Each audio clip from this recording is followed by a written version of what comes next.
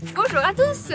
Alors, on va parler aujourd'hui du test à la bêche. Vous avez peut-être déjà vu la vidéo consacrée à ce sujet, sinon je vous invite à la revoir à partir du lien ci-dessous. Et dans cette vidéo-là, on va se consacrer sur certains aspects clés du test à la bêche, que sont la distinction des couches et ce à quoi il faut être attentif lorsqu'on est contraint de réaliser le test à la bêche dans des conditions qui ne sont pas optimales. Concernant la distinction des couches sur votre bloc, une fois votre bloc sorti, faites attention aux fissures qui sont préexistantes dans votre bloc, comme celle-ci, là qu'on voit bien se dessiner.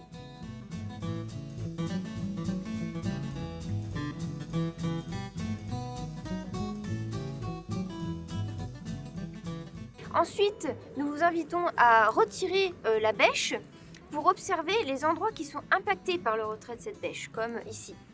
Et enfin, pour finir, étirez le bloc comme un accordéon pour définir vos couches de façon définitive.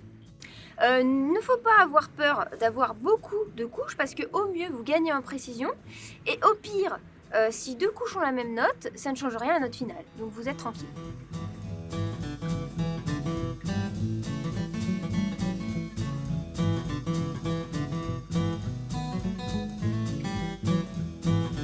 Venons de voir la distinction des couches et maintenant nous allons nous concentrer sur ce à quoi il faut être attentif quand on n'est pas dans les conditions optimales de réalisation du test à la bêche, c'est-à-dire s'il y a eu un travail du sol récent ou bien si les conditions climatiques font que le sol est trop sec ou trop humide.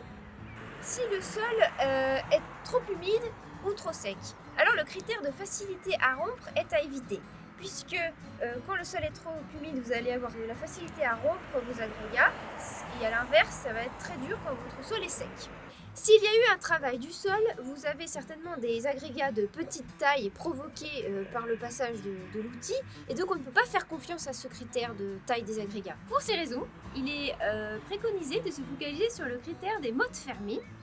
Dès l'instant où il y a présence de mottes fermées, vous ne pouvez pas mettre une note inférieure à 3, quand bien même vous avez des agrégats de petite taille ou bien une facilité à rompre qui vous inviterait à mettre une note meilleure. Typiquement, on se trouve ici sur un sol récemment travaillé.